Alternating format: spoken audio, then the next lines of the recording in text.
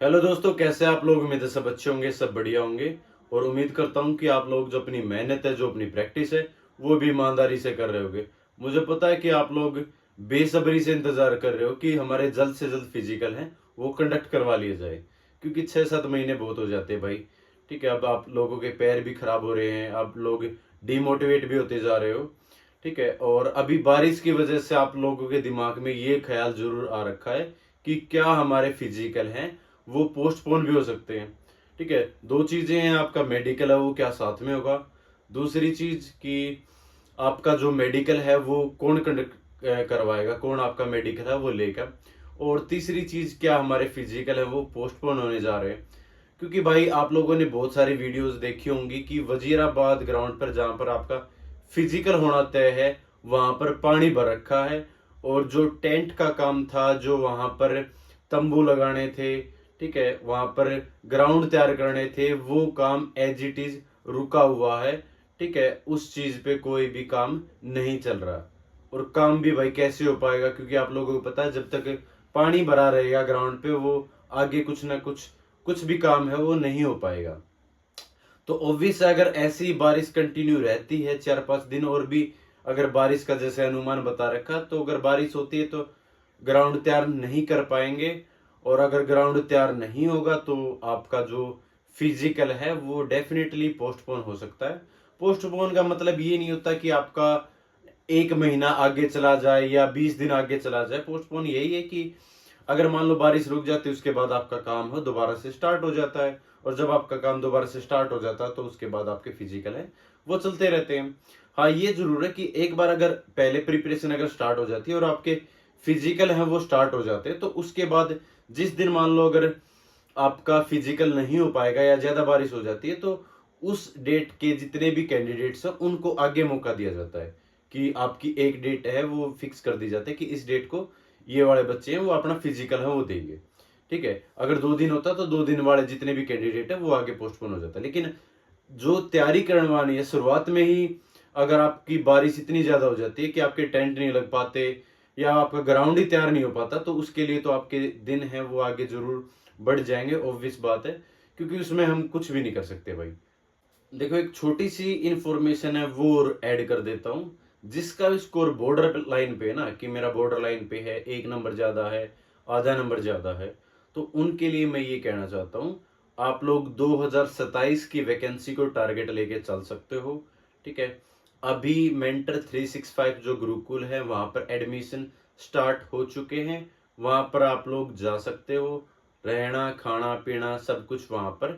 ठीक है, आपको एक ही प्लेटफॉर्म पर मिल जाएगा, वहां पर आप लोग कांटेक्ट कर सकते हो, वहां पर विजिट कर सकते हो। फोन वगैरह अलाउड नहीं रहता, तो आपके जो टाइमिंग हावर्स होते हैं पढ़ने के, ठीक है, वो ऑटोमेटिक बढ़ जाते हैं। जहाँ अगर आप घर पे आप 2-3 घंटा पढ़ते हो, वहां पर आप लोग 8 से 10 घंटे आराम से, ठीक है, निकाल देते हो। ठीक है, लाइब्रेरी वगैरह की सारी सुविधा एक ही प्लेटफॉर्म पर है, तो वहां पर एक बार आप लोग जरूर उनसे कांटेक्ट कर सकते हो। ठीक है, ग्राउंड तैयार तभी होगा जब बारिश रुक जाएगी, जब आपका ग्राउंड है वो पूरी तरह से, ठीक है, सूख जाएगा। सूखने के बाद ही वहां पर टेंट का भी और ग्राउंड तैयार करने का भी, ठीक है, सारी चीजें वो तभी। और सूखता ऐसे भी नहीं कि भाई आज बारिश हो रखी है, पानी खड़ा है, और कल को वो ग्राउंड है सूख जाएगा। उसमें भी थोड़ा बहुत टाइम लगता है भाई, 3 दिन 4 दिन तो आप मान के चलो कि आसानी से, अगर धूप अच्छी निकलती है तब जाके ग्राउंड है वो उस पॉइंट पर आता है कि उसको तैयार किया जाए।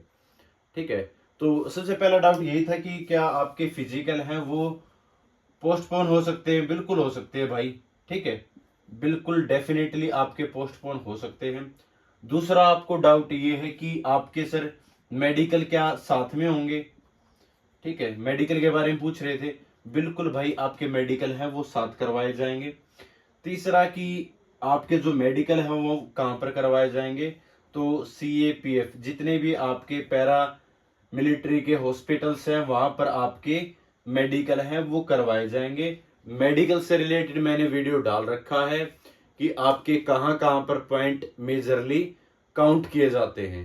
वैसे बता देता हूं, अगर कलर ब्लाइंड हो आप नहीं सेलेक्ट हो पाओगे, फ्लैट फुट है नहीं सेलेक्ट हो पाओगे, ठीक है, नोकनी की प्रॉब्लम है नहीं सेलेक्ट हो पाओगे, ठीक है, अगर ब्लड के अंदर इस तरीके से इन्फेक्शन है, नहीं सिलेक्ट हो पाओगे।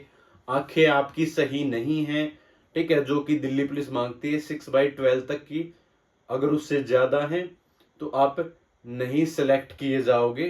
6/12 होती है आपकी कांस्टेबल की, उसके बाद ठीक है 6/18 तक आपकी हेड कांस्टेबल के अंदर काउंट है, वो कर ली जाती है। मतलब स्पेक्स है वो आप यूज कर सकते हो हेड कांस्टेबल के केस में, ठीक है। लेकिन कांस्टेबल के केस में आपकी आंखें हैं वो परफेक्ट चाहिए भाई, ठीक है। बाकी डाउट रहता है, बहुत सारे बच्चे कंफ्यूज रहते हैं कि सर क्या होगा क्या नहीं होगा मेडिकल के अंदर। भाई अगर आप फिट हो तो मान लो अगर कोई भी आपका डिस्ट्रिक्ट का या कहीं आपके आसपास हॉस्पिटल है, वहां पर आप रूटीन चेकअप है वो करवा सकते हो, ठीक है। ईसीजी वगैरह सारी चीजें, आपका जो बेसिक रूटीन चेकअप होता है वो करवा सकते हो। अगर उसमें कोई दिक्कत नहीं है तो आपको कहीं पे भी दिक्कत आने वाली नहीं है, ठीक है। दूसरा ये रहता है कि जो सैल्यूटिंग हैंड होता है उस पे टैटू नहीं होना चाहिए भाई, ठीक है। तो ये मेजरली पॉइंट्स होते हैं कि आपका जो राइट हैंड है या जिससे आपको फायरिंग करनी है उसकी आपकी उंगली है वो बिल्कुल परफेक्ट होनी चाहिए। कई बार किसी का अंगूठा कटा होता है, तो वो चीजें डिसिप्लिनरी फोर्स के अंदर, ठीक है, ज्यादा स्ट्रिक्टली चीजें देखी जाती हैं और इन चीजों के ऊपर मतलब मेडिकल के अंदर बार कर दिया जाता है भाई, ठीक है। जैसे नोकनी है, फ्लैट फुट है, कलर ब्लाइंडनेस है, ठीक है, और आंखों की वजह से, मतलब ये चीजें छोटी छोटी, बाकी चीजों को थोड़ा सा, ठीक है, ले लेते हैं कि कोई बात नहीं चल जाएगा। बाकी इन चीजों को थोड़ा सा स्ट्रिक्टली फॉलो करते हैं, ठीक है। बाकी अगर कोई भी आपको डाउट हो कमेंट सेक्शन में पूछ सकते हो, या मेरा जो इंस्टा हैंडल है दिलीको व्लॉग, उस पर आप लोग कमेंट कर सकते हो, वहां पर जाके आप लोग पूछ सकते हो, ठीक है। तो तब तक के लिए thank you so much. Jain सभी को नमस्कार।